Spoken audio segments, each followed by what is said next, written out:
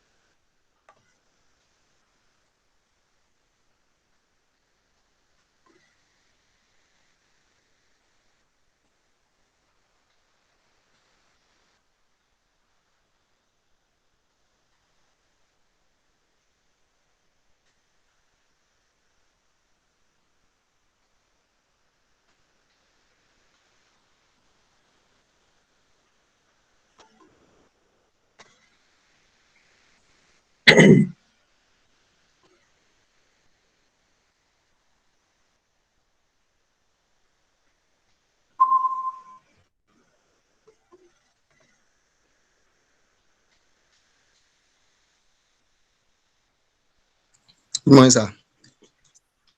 Good morning, class rep. I want us to be up to 20 before I start the class.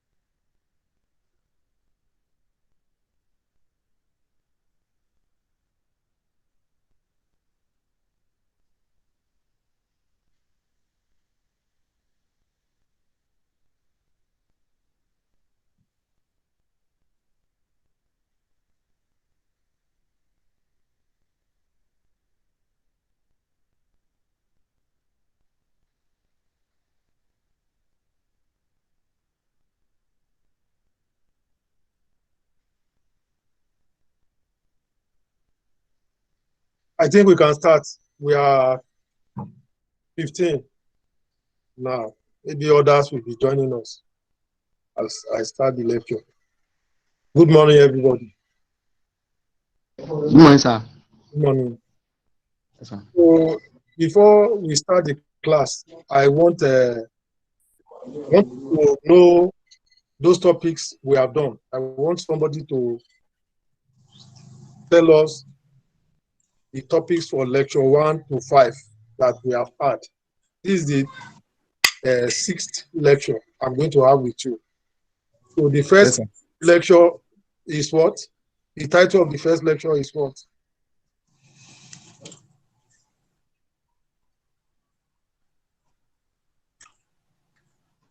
No response? It's service marketing, sir.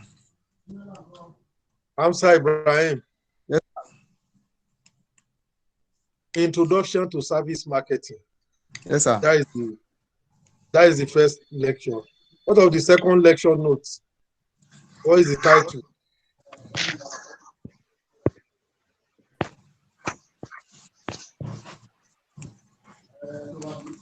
The second lecture?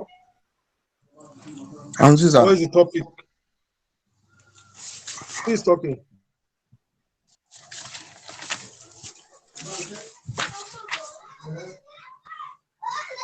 I want the second one is service marketing mixer. Service marketing mix and other related matters. Yes, another related topic.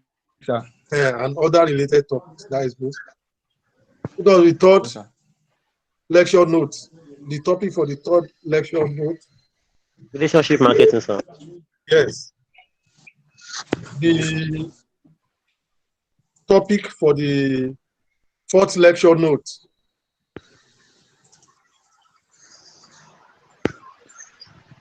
The fourth lecture note.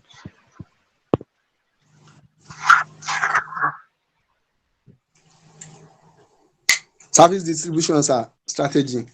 Service distribution strategy. Yes. Service distribution strategy. That is good. The fifth lecture note, the topic. That's the last one, sir. The last Give top, us the last service quality. is Service service quality. quality. So today, Yes, sir. I will like to discuss about customer satisfaction. Customer satisfaction. I want you to know that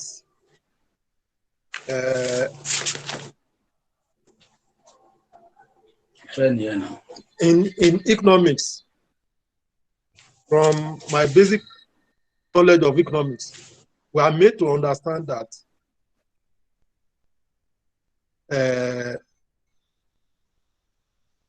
the manufacturer can only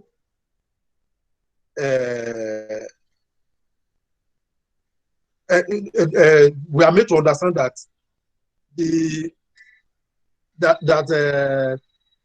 consumption only take place when the product gets to the final consumer.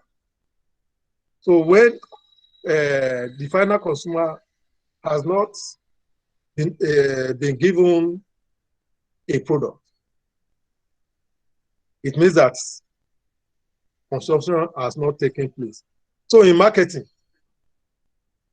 it's only when the consumer they become satisfied that we can say that marketing has taken place. So consumer satisfaction is very important.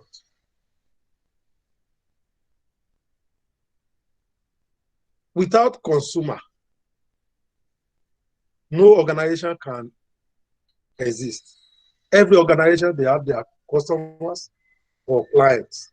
And without these customers, they cannot exist. And that is why every organization, they try to satisfy their consumer. So that shows the importance of this topic to marketing. There's no firm that exists without customer. And this is why every firm must be proactive in defining and measuring customer satisfaction. They have to define customer satisfaction, and they have to know how they can measure their customers' satisfaction. The firm, they should not wait for the customer to complain before they recognize the problem in their service delivery system. And they should not, the firm should also not try to determine their progress in terms of the number of complaints they get from their customers. There are some organizations, they try to measure their customer satisfaction based on the number of complaints they get from their customers. When they get fewer complaints, they believe that their customers are satisfied. That is not correct. Sometimes the customer, they may not complain. They may decide to remain in silence. They may decide to be suffering in silence. And sometimes they may not know how to go about their complaint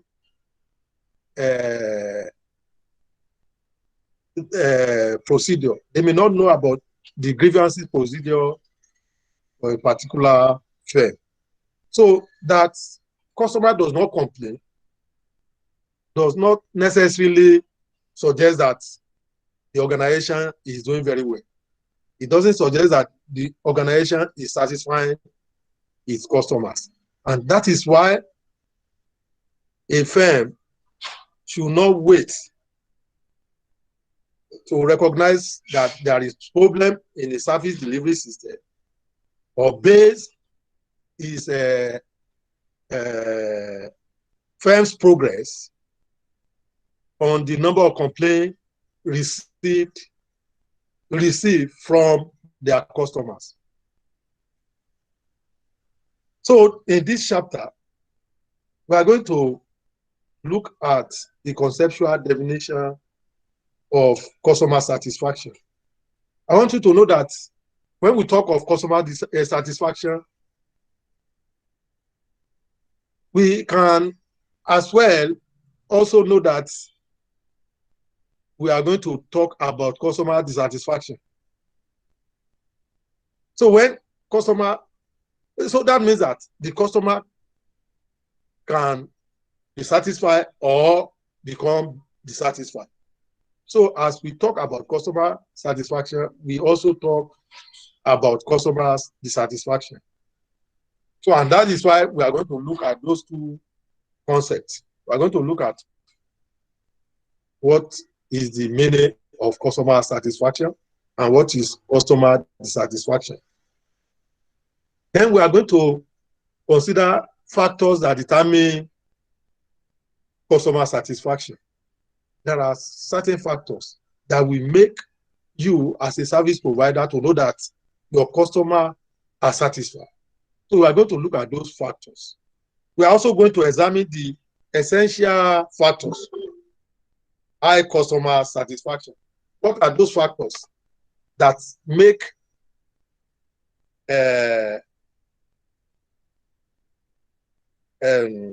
customer have high satisfaction? We are going to look at those essential factors for high customer satisfaction. Then the last topic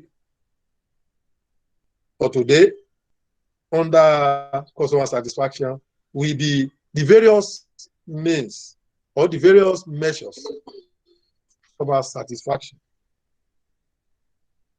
I'm going to consider some scholars' view about customer satisfaction and customer dissatisfaction.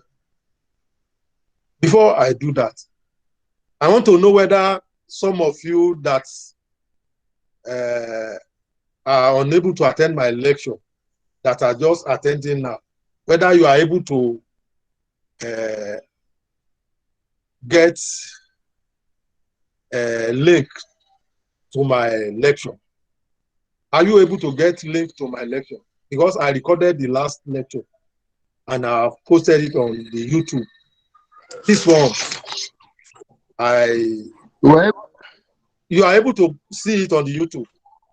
Yes, sir. Yes, sir. Yeah. So this one, by the grace of God, I'm also planning to put it on the YouTube so that those who don't have money for data, they can have access to the lecture. And I believe that there will be no excuse for anybody to fail the course. So now we are going to look at marketing scholars, some marketing scholars' view about customer satisfaction and dissatisfaction. Before I do that, I want you to know that the term satisfaction is often used to mean quality. Sometimes they interchange the term satisfaction with the word quality. People believe that when customers are satisfied, it means that they are having quality service. Effort have been made to be more precise about the meaning and measurement of this word. Several scholars, they have written concerning this assumption. Several scholars, they have they have discussed about whether satisfaction is the same as quality. But the general consensus that have been reached by various scholars that have written on this is that the two concepts are fundamentally different. So people believe, most of these scholars, they are of the opinion that the word satisfaction is different from quality. So based on this underlying assumption, that is, based on these assumed differences, we are going to discuss few definitions of customer satisfaction. I will first discuss about Oliver 1987 definition about satisfaction. Oliver describes satisfaction as a consumer's fulfillment response. He believes that satisfaction is consumer's fulfillment response. And this may be as a result of judgments that a product or service future or the product or service provide a pleasurable level of consumption related fulfillment.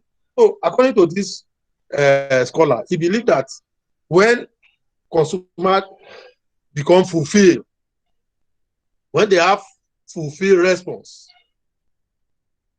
about a service, then the consumer is satisfied. When a service provides a pleasurable level of consumption related fulfillment, they believe that this scholar believe that is satisfaction. So this definition explains that a service or product that provide customer a consumption-related fulfillment result to his or her satisfaction. So most of you, when you have a fulfilled related consumption, when you have a consumption-related fulfillment, you believe that you are deriving satisfaction from that service. Satisfaction is also viewed as the customer's evaluation of a product or service.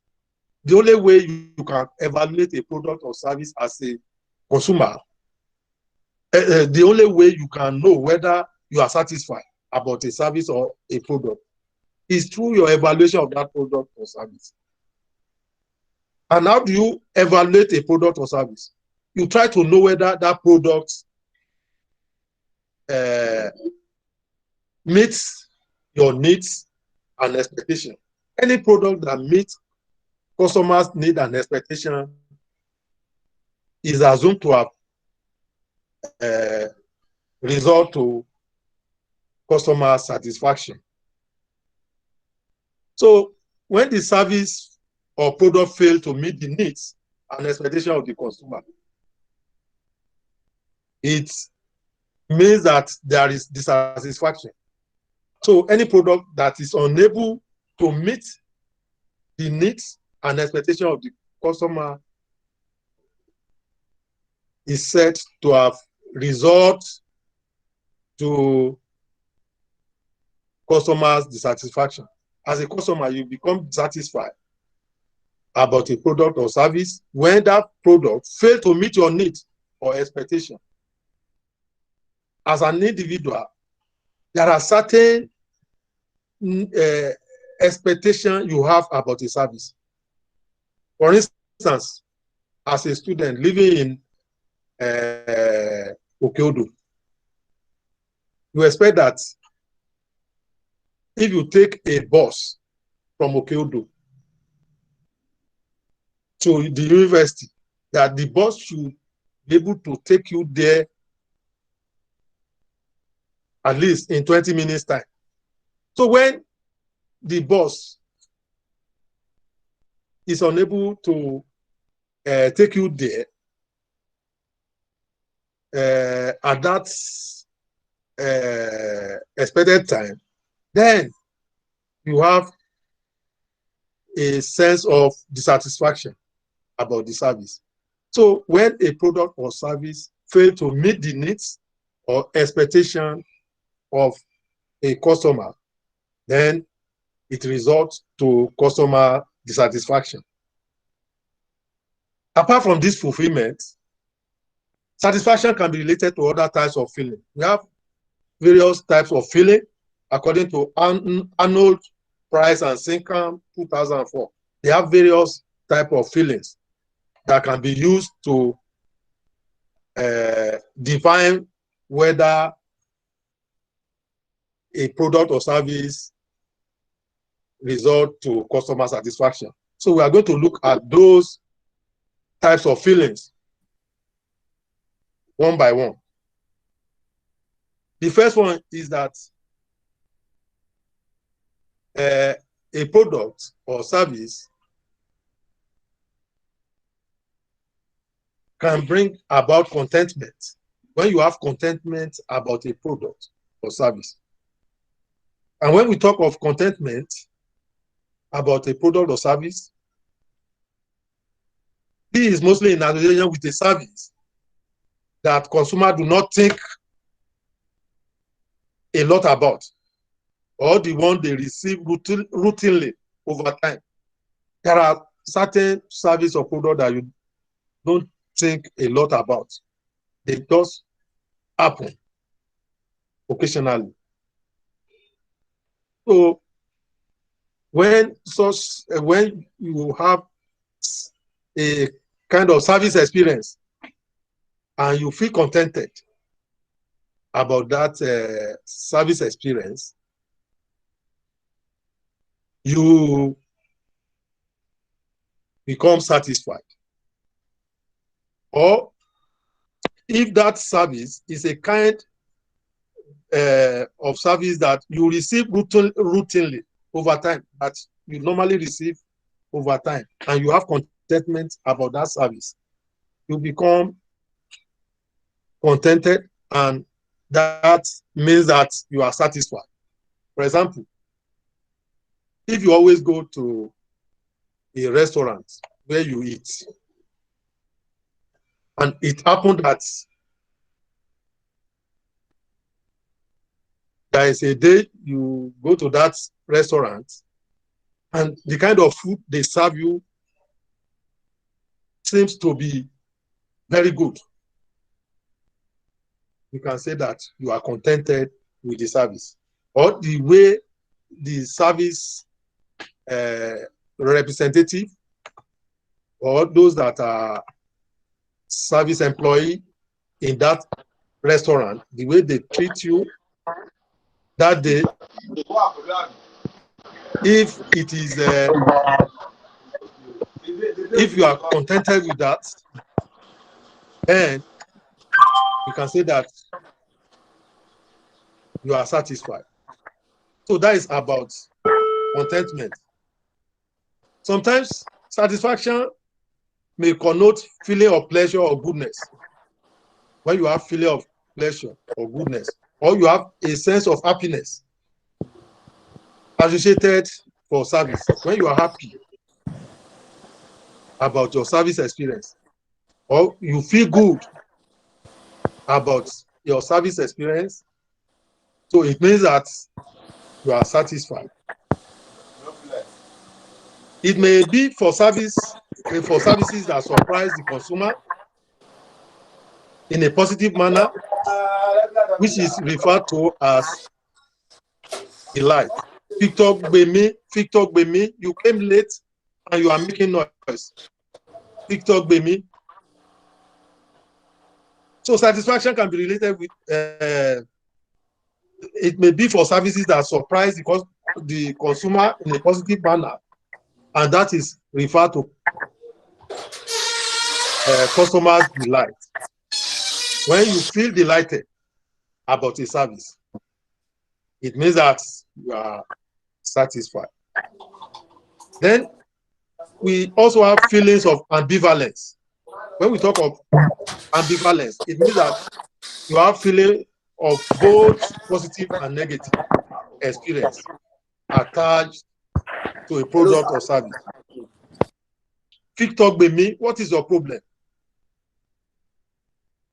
So when you have positive, both positive and negative experience attached to a product or service, that is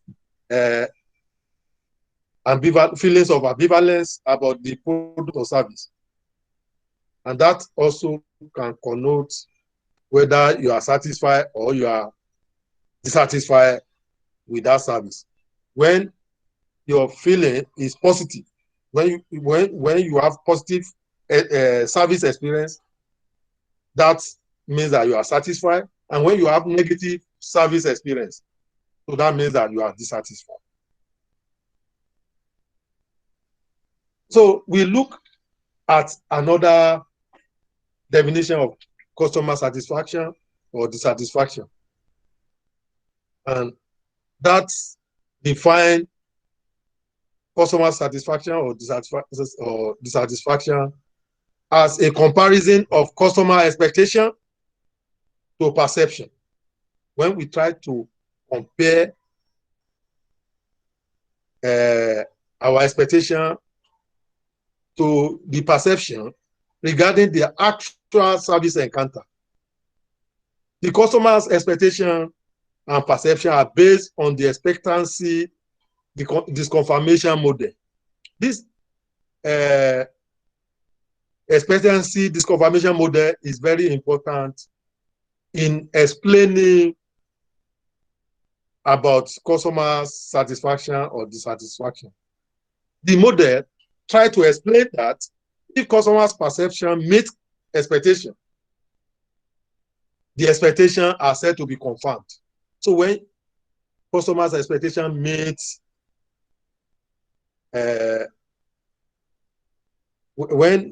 customers' perception meets expectation, we try to say that the expectation is confirmed, which indicates that the customer is satisfied. On the other hand, if the perception and expectation are not equal, then the expectation will be disconfirmed. And when the expectation is disconfirmed, it means that the customer is not satisfied. In customer satisfaction, there are two types of disconfirmation. There is a negative disconfirmation if the actual perception was less than what was expected. If your actual perception about a product is less than what you expect from a service experience, that is negative disconfirmation. And negative disconfirmation results in customer dissatisfaction, which may lead to negative word of mouth. When customers are not satisfied about a service experience, it can result to negative word of mouth. Publicity. Customers, they begin to speak negatively about the service provider. And we refer to that in marketing as negative word of mouth publicity. Or customer defection. There are some customers that may, because of not having satisfied experience, the satisfied service experience, they may decide to defect. They may decide not to patronize the service provider. We refer to that as defection. Then we now talk about a positive disconfirmation. A positive disconfirmation exists when perception exceeds expectation. When your perception exceeds expectation, we refer to that as a positive disconfirmation. This leads to customer satisfaction instead of negative word of mouth. When there is satisfaction that will lead to positive word of mouth. As consumer, they say negative, as they express negative view about a service provider, they can also express positive word of mouth about a service provider. Let's take, for example, a private hospital in a particular place. If people are getting good treatment from that hospital, we see that they begin to express positive word of mouth about that hospital. I still remember in those days in my village, one young medical doctor, after his national service, came to my village to set up an hospital. So, because of lack of experience, he had just finished from the medical school, and he decided to have his own hospital after national service. Things were not going well in that hospital. At least in a week, 2 or 3 patients will die. That is how, and the and another complaint is that the bill, the medical bill, the man charge is very high. So people are complaining that the hospital, they are charging high medical bill, and at the same time people are dying. So they gave the hospital a nickname. I cannot remember that nickname now. They gave the hospital, they said, are you going to that hospital?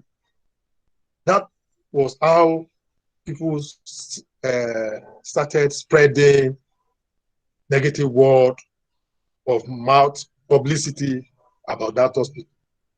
It was later rumored that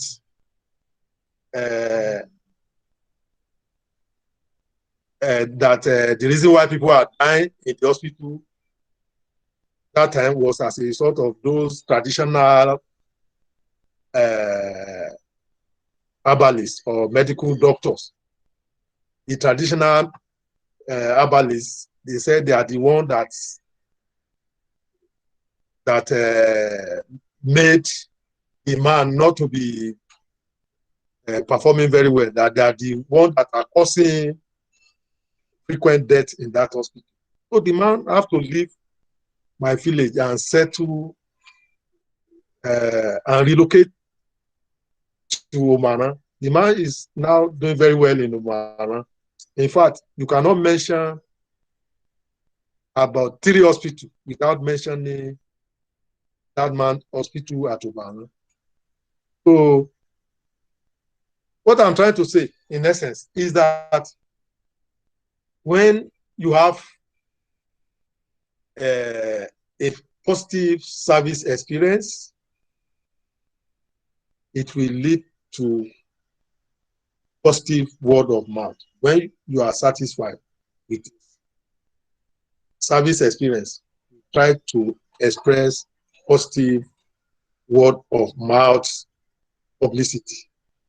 And when you are not satisfied with a service provider, you express negative word of mouth publicity. So a positive disconfirmation exists when perception exceeds expectation, and this leads to customer satisfaction, which also results to positive word of mouth publicity, and that can also lead to customer retention. So when a service provider is enjoying positive word of mouth publicity, it will also lead to customer retention. Most customers, they will like to stay with that particular service provider. Like the hospital that I'm using for my NHIS, I have been using it for the past 16 or 17 years. I've been using that hospital because I even prefer going to the hospital than to go to University of Ilorin Teaching Hospital because it's nearer, it's in the town. If you are sick, you have access to the hospital anytime, even in the night. But at teaching hospital, you may be afraid to go to that place in the midnight because of the distance and the location. So,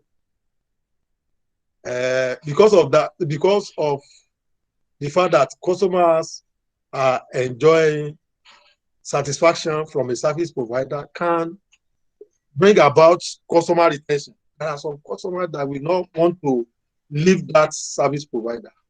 They will like to stay with the provider. So that is about positive disconfirmation.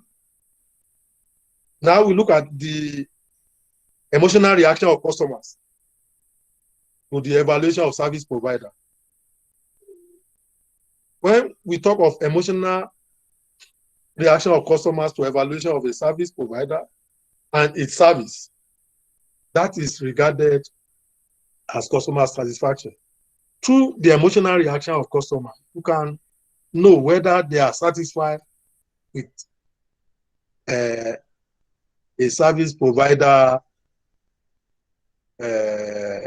or not. When they have positive emotional feeling about a service provider, it means that they are satisfied.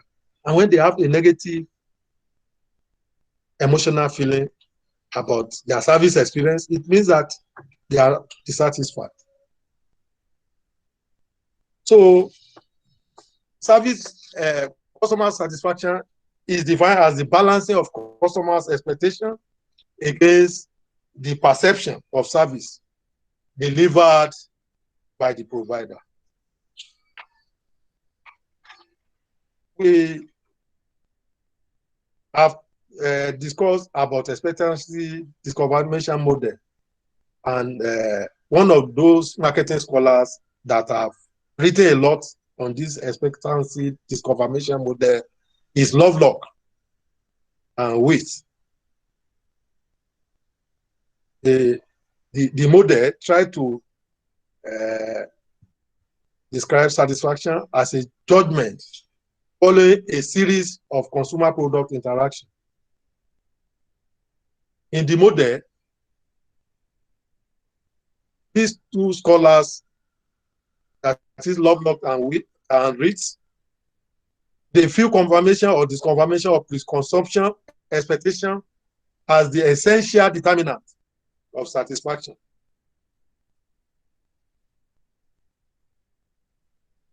The satisfaction judgment are formed based on comparison between expectation and perception during and after consumption. In situations where performance, perception are worse than expected, that is called negative disconfirmation, and that leads to satisfaction. On the other hand, when customer performance is better than expected, when customers, when the service provider's performance is better than expected, it is called positive disconfirmation. And if it is as expected, then it is called confirmation of expectation. So the customers become satisfied as long as perceived performance fall within the zone of tolerance. That is what is called zone of tolerance. I've discussed that in my earlier lecture. When we talk of zone of tolerance, we can describe it simply as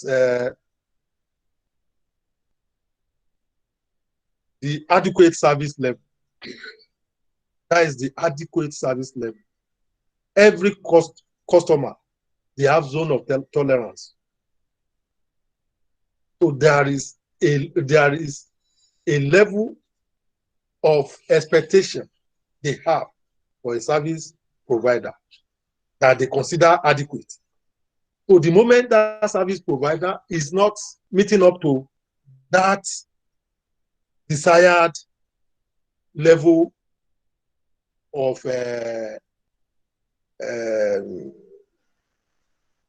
service performance, they believe that the service is not adequate. They believe that there is no satisfaction in their service experience. So zone of tolerance is the adequate service level. And this means that whenever performance perception approach or exceed desired level, whenever performance perception approach or exceed desired level, the customer becomes very contented. Because the customers that are satisfied are more likely to make repeat purchase, and they will also remain loyal and spread positive word of mouth. However, when the service experience does not meet the expectation, customers may suffer in silence. They complain or later switch service provider. So there's instances where customers, they switch their service provider. I can give you a practical example of this when MTN and Glo, when they started operating in Nigeria. MTN came earlier before Glo, and that time they used to charge per minute billing. You may be calling and you have 9 minutes, 3 seconds. They will charge you for 10 minutes. So that made MTN to make a lot of money that time. So when Glo came, when Glo came, Glo introduced per second billing. So this per second billing enable the customer to pay for the exact time they have used to call. They pay for the exact duration. They pay exact. They pay for the exact call duration time, and that made a lot of customers to switch from MTN. But because of my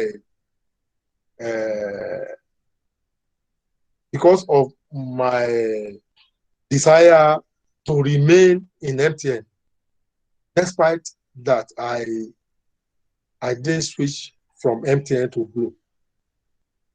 All my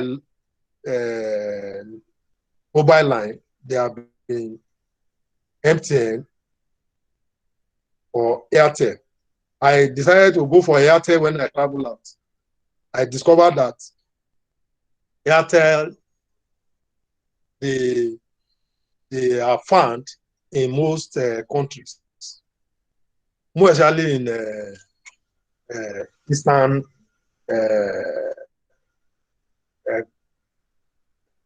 part of the world. You find Airtel. At Dubai, there is Airtel. India, there is Airtel. In most of these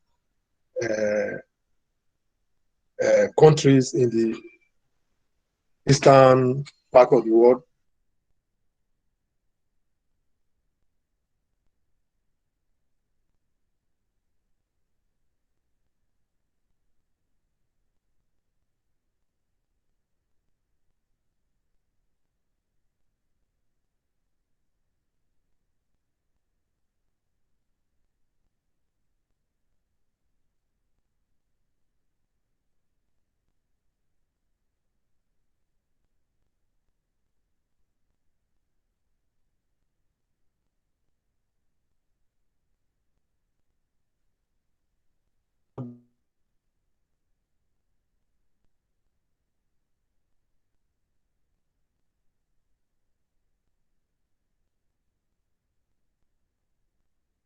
in satisfaction and customers' dissatisfaction.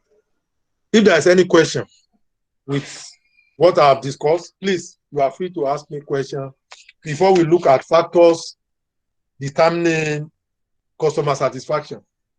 Please, I'm using a private network, so it may not be as strong as that of the school, and there is no light in the school. So that is why I've decided to use this private network.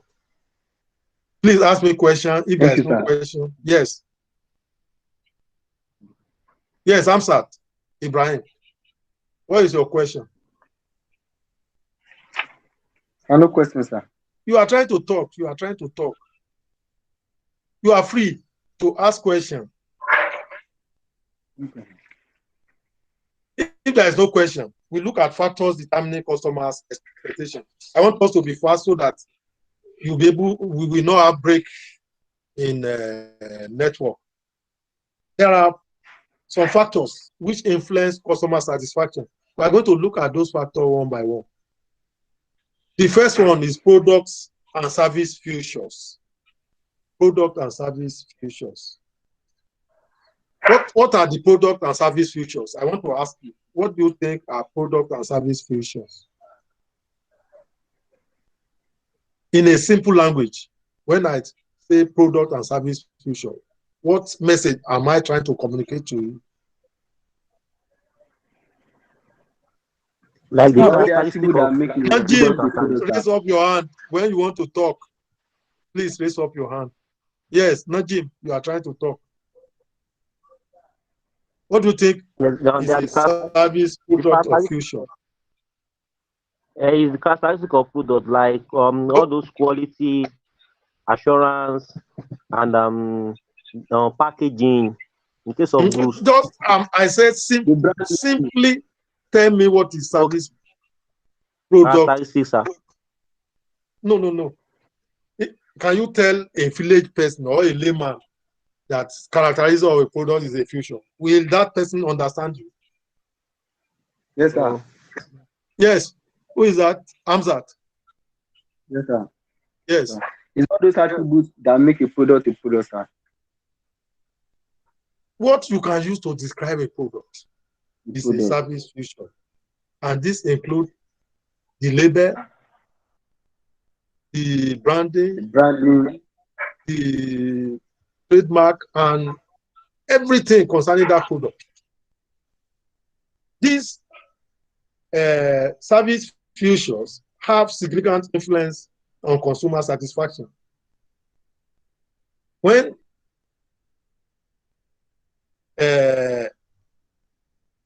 you go to an hotel, what are those things that you can regard as a service future? If you go to an hotel, what are those things you can take into consideration to determine whether that hotel is going to offer you a good service or not? Sir, the service agency, sir. You said? The environment agency, sir. Yes, the environment. And what do we call environment? What do we call it under service mix? Yes, Najim. Najim, you raise up your hand.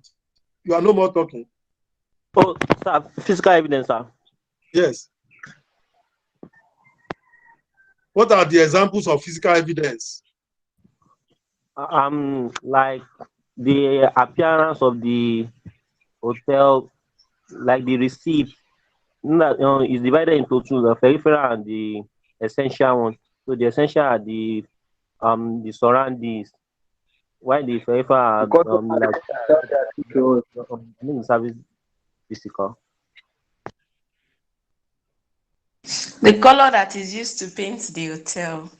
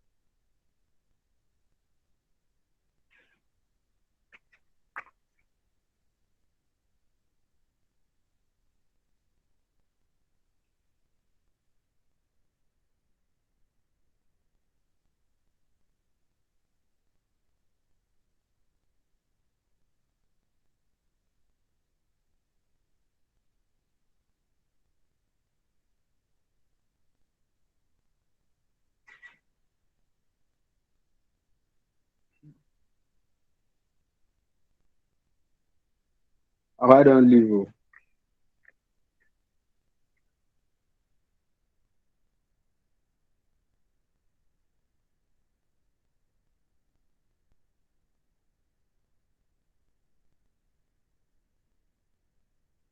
Maybe it's network.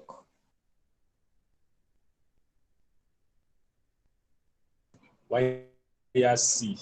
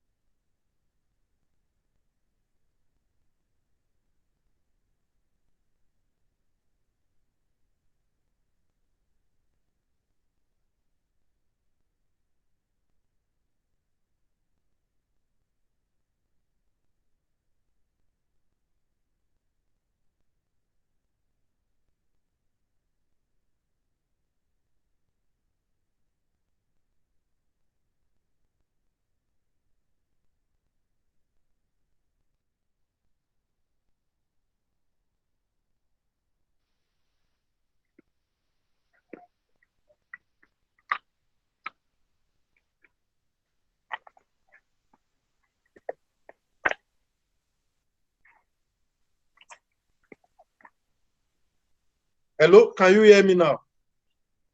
Yes, sir. Hello, sorry. Yes, sir. Let me quickly round up because the network is bad.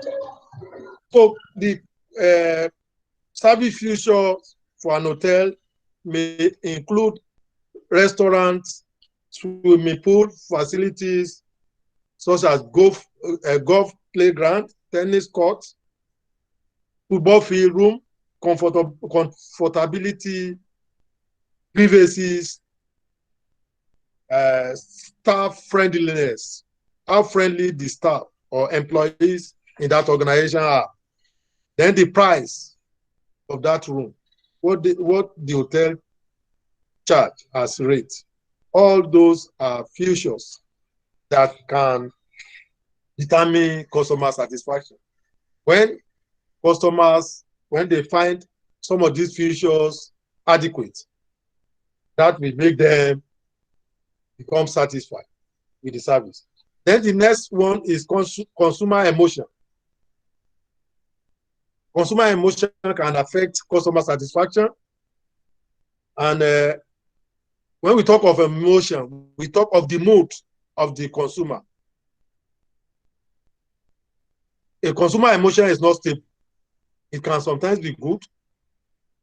it can be bad, and sometimes you may not be able to determine whether the mood of the consumer is good or not. So you will see that when you are in a good mood, you always feel satisfied. So the customer's emotion, as I've said, can be stable, good, happy, and positive frame of mind. The customer's negative feelings may cause him or her to overreact or respond negatively about the service experience.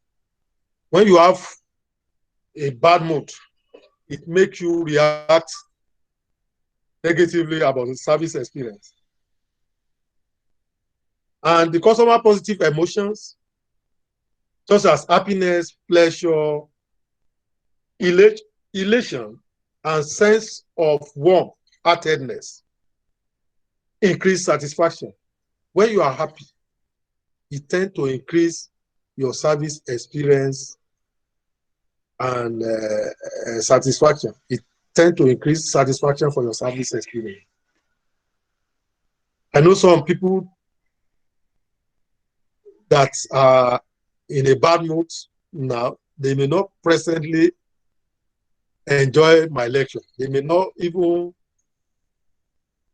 know what I'm talking about. But if you are in a good mood, you see that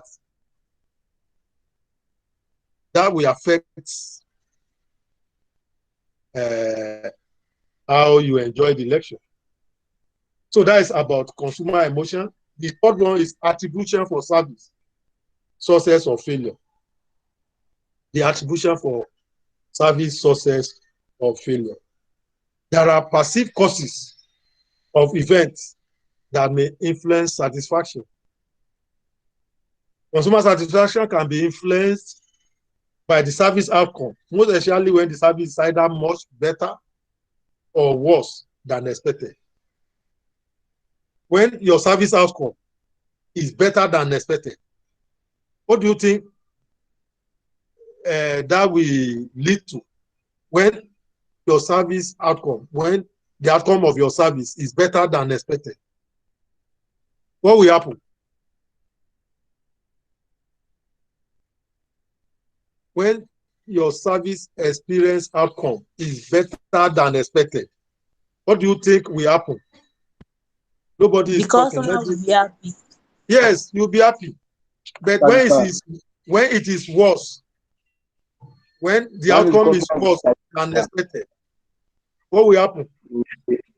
It will lead to dissatisfaction. So that is about attribution for service success or failure. The consumer explore for the reason, and the assessment of the reasons can influence their satisfaction. They also take partial responsibility for whatever happens. The next one is perception about equity and fairness. When we talk of equity and fairness, the consumer, they want to know whether they have been treated fairly compared with other customers. They want to know whether they have been treated fairly compared with the other customers. For example, if you go to a restaurant now and you buy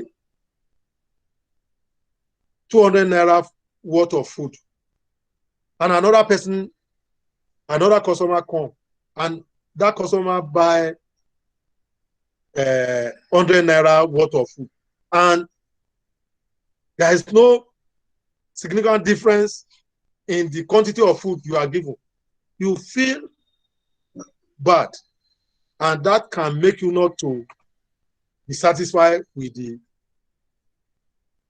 service offering. It may make you to be dissatisfied with the service that you are offering. So every consumer, they want to know whether they have been treated fairly compared with other customers. This notion of fairness is central to customers' perception of satisfaction with product or services. More especially in service recovery situation. This is even very important where the service has failed. The customer, they want to know whether they are being treated fairly compared to other customers. Because when service fail, as a consumer, you want to recover the service. So you want to complain so as to recover the service. And when you find out that you are not being treated fairly,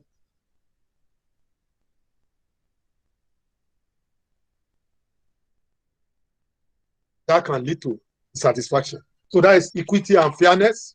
Then the last one is other customers, family members, and co-workers. The influence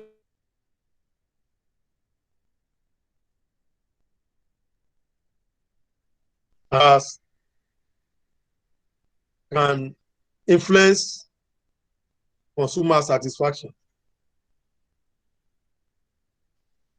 For example, customer satisfaction with a new service may be influenced not only by the individual personal experience, but also by what people say, how it is used,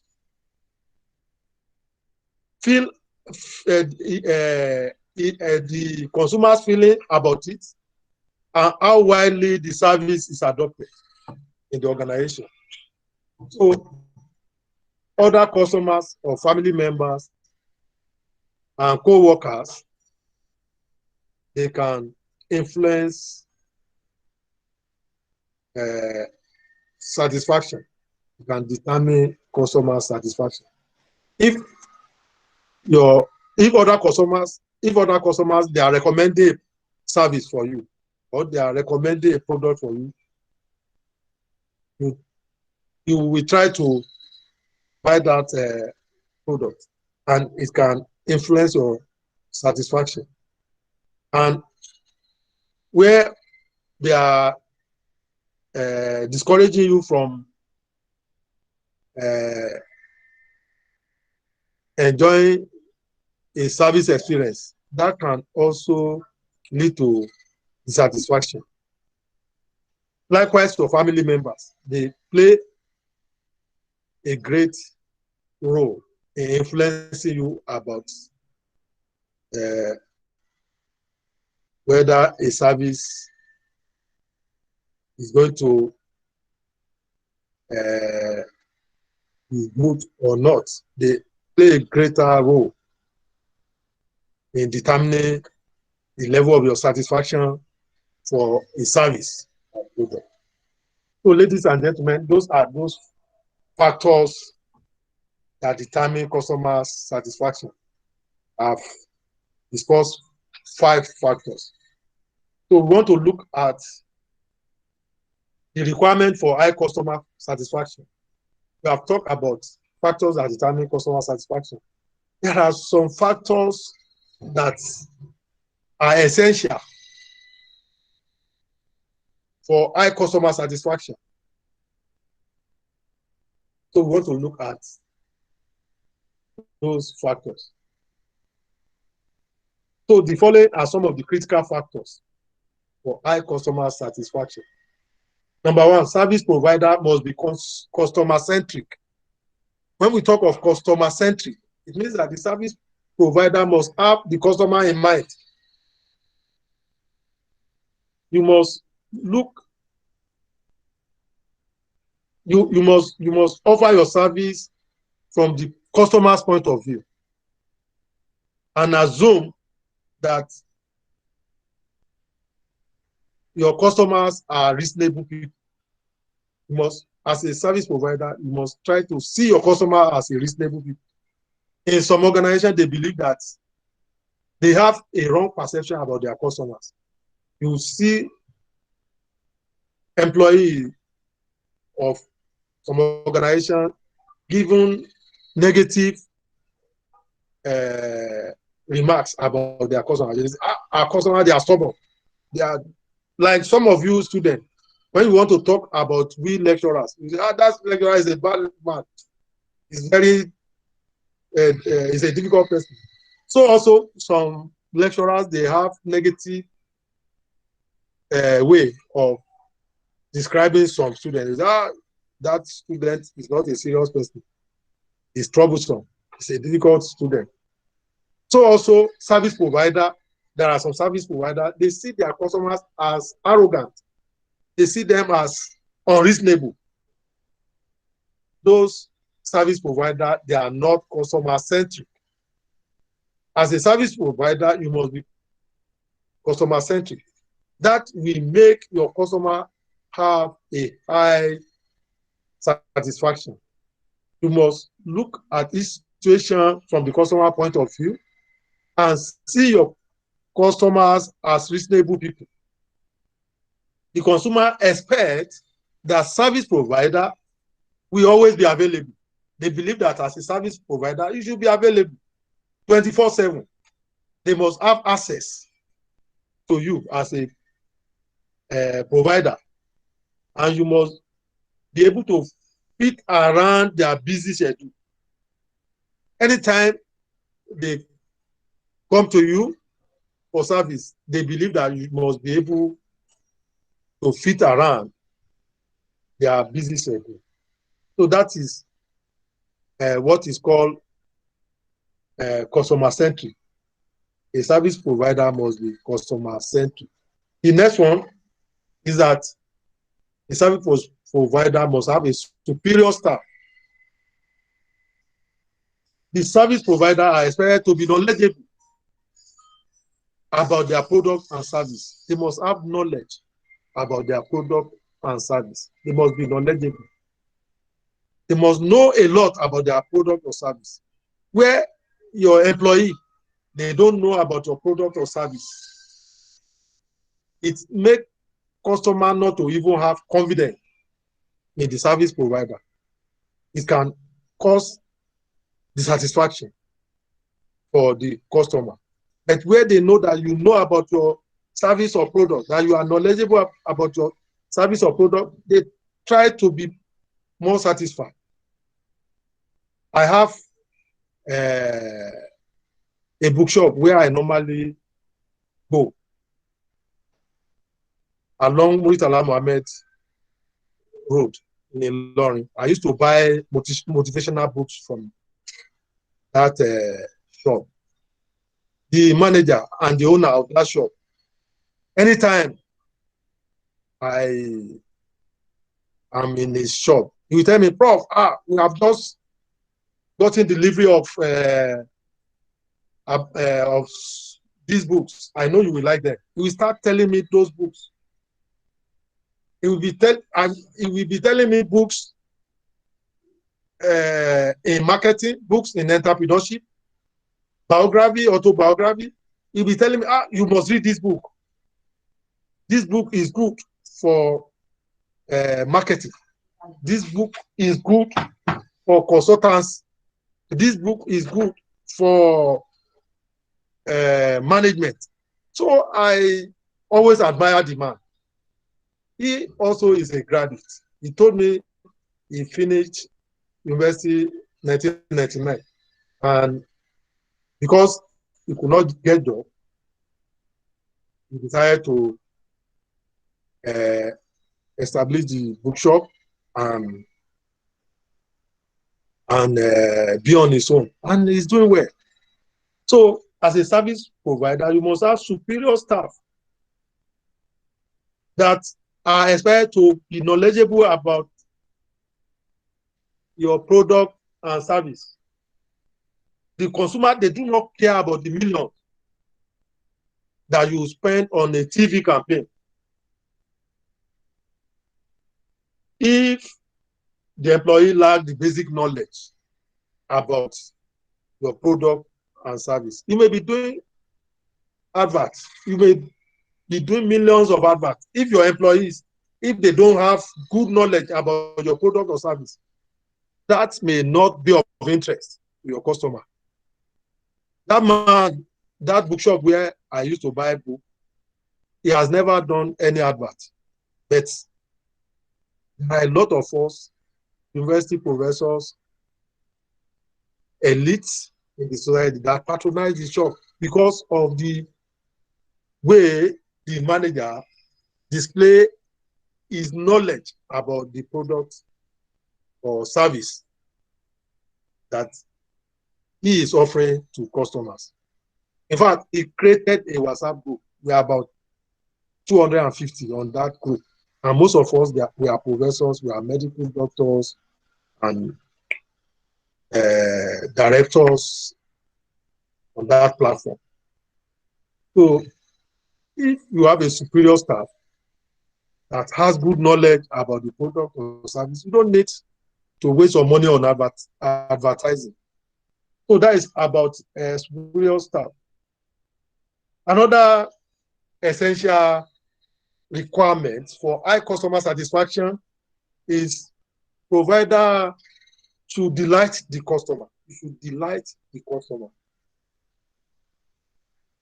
You should over delight your customer.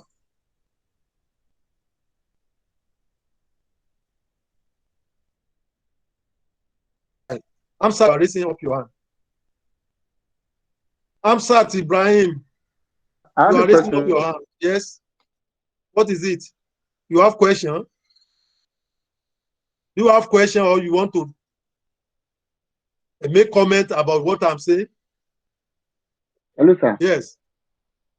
You said?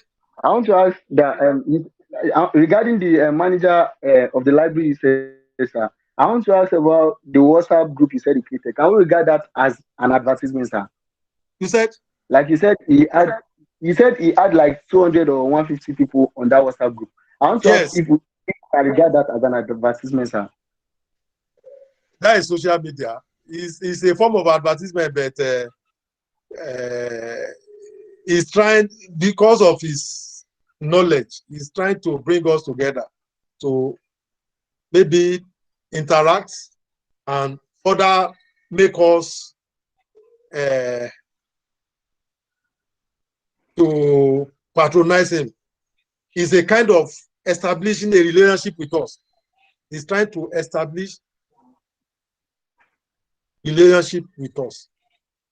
So it's part of strategy that you want to use to retain us, customer retention, building a kind of relationship that will be for a long time. That is it. Yes, you are thinking very well. That is good. So I'm talking about provider to delight the customer. They should over delight. They should over deliver to the customer either through excellent customer service or exceeding post-purchase expectation. So when you want to delight your customer, you should over-deliver to the customer. And you can do this by providing your customer excellent service. Or you make your customers post-purchase expectation to be more than they expect. The customer definitely are going to be delighted if they enjoy excellent service or their service experience exceed their expectation. So that is the way to make your customers to have a high satisfaction. The next one is to keep promises. As a service provider, you must keep your promise with your customer. You keep your promise by delivering quality service to the customers. So as a service provider, you keep your promise when you offer quality service to your customer. The promise should set clear expectations which must be met. For instance, a customer may receive an automated message from a company informing him or her that she will be contacted or she will be called back in 10 minutes time. If the service provider, if they are able to actually do as promised, it means that the service provider is keeping promise. So that is how, as a service provider, you keep promise. When you are able to perform actually what you have promised your customer, then you are keeping promise. So that will lead to high customer satisfaction. Then the next one, service provider must should sort out service recovery. It is normal to expect services or product to occasionally fail. It's not every time that you should expect that things that you will be able to meet your customers' expectation and needs. Sometimes you may not, you may find yourself in a situation where you are not able to meet the need and expectation of your customer. You should make sure that you don't put your customer on hold for long when they have complaint or seek for information about the product or service. You should not let them to be on hold for long. So the best the company can do is to adopt the one-stop shop concept. One-stop shop concept. One-stop shop concept explains that the left hand of a company to know what the right is doing. So that is the meaning of that one-stop shop concept. It's trying to explain that what the left hand of a company is doing should be known by should be known by the right hand. So the best company will try to allow its left hand to know what the right hand is doing. This helps the service provider in building a lasting relationship with the customer. Ladies and gentlemen, we move to the last topic for the day. Measures of customer satisfaction. How do we measure customer satisfaction? We have two measures of customer satisfaction. The first one is indirect measures. And how do we use indirect measure to determine customer satisfaction? This involves the use of tracking and monitoring sales record. When you track the customer's sales, you monitor their sales record, it's an indirect measure. Or you look at the profits of the company. If your profit is going higher and higher every day, you know that you are doing well, that your customers are becoming more satisfied. And when your customer complain are not much, though I've made you understand at the beginning of the lecture that that does not necessarily mean that you are doing well, because there are some customers they may not complain even when they are not satisfied with your service. They may not complain. You will just find out that you are no longer seeing them. Some customers, they cannot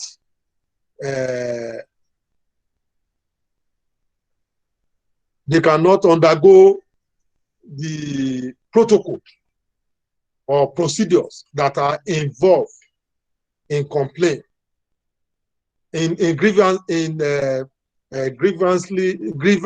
handling. So they may decide not to complain. They may just decide to leave the service provider, but it can also be used. So the firm that depend on the use of this measure, they take passive approach in determining whether the customer perception meets or exceed customers' expectation. So the last type of measure that is used to determine customer satisfaction is direct measure. Direct measure. He is obtained through customer satisfaction survey. You try to conduct a customer satisfaction survey. However, the customer satisfaction survey are not standardized. They vary from one firm to another firm. Survey are not standardized among firms. The scale used to collect the data can vary from firm to firm.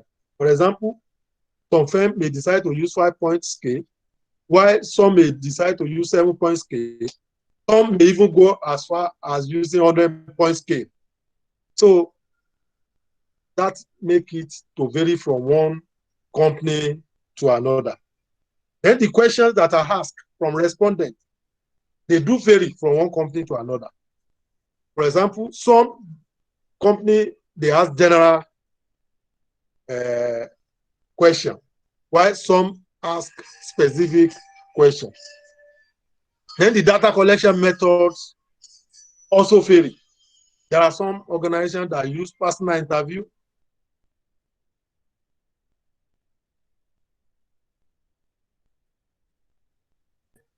Make the customer satisfaction survey not standardized among firms.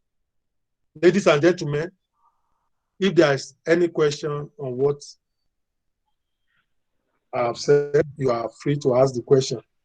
I want you to know that I have one topic. I have one topic left. And by the grace of God, if I'm able to have my lecture with you next week, it means that we are going to be rounding up our lecture by next week. Thank you very much for your time, sir. Yes, Hamzat Ibrahim. Thank you very much, sir. Thank you, everybody. Thank you, Azan Ibrahim. Thank you. Who is speaking again?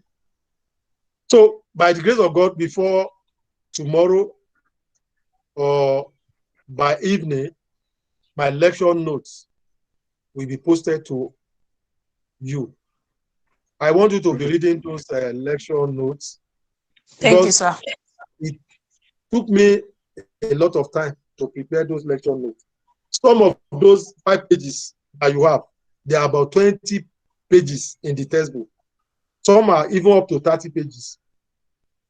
That is why I have deliberately fixed your lecture for Friday, so that I will have enough time to summarize most of the things I want to give you. Thank you, sir. Thank you, Najat Akinsanya. So maybe after we finish our lecture, if I'm able to have a lecture next week, then we will talk about when we are going to have our continuous assessment test. I think we may likely do that through physical presence, because I know if I conduct an online test for you, most of you will not be honest. You will try to go and make arrangement with some of your classmates and copy your We'll work. be honest. You will not be honest, Ibrahim Latif. So thank you. Have a very nice day. Thank you, sir. I will call it a day. Hamzat, you have been very happy. I like that. So thank you. Yes. Hamzat. Yes, sir. Aderonka Abikoye, thank you. So bye. I will be exiting you one by one, or you exit yourself from the group. Please try to exit yourself so that. Thank you, sir. Bye-bye. Thank you, thank you. Goodbye. Next week, by the grace of God. Amen. Yeah.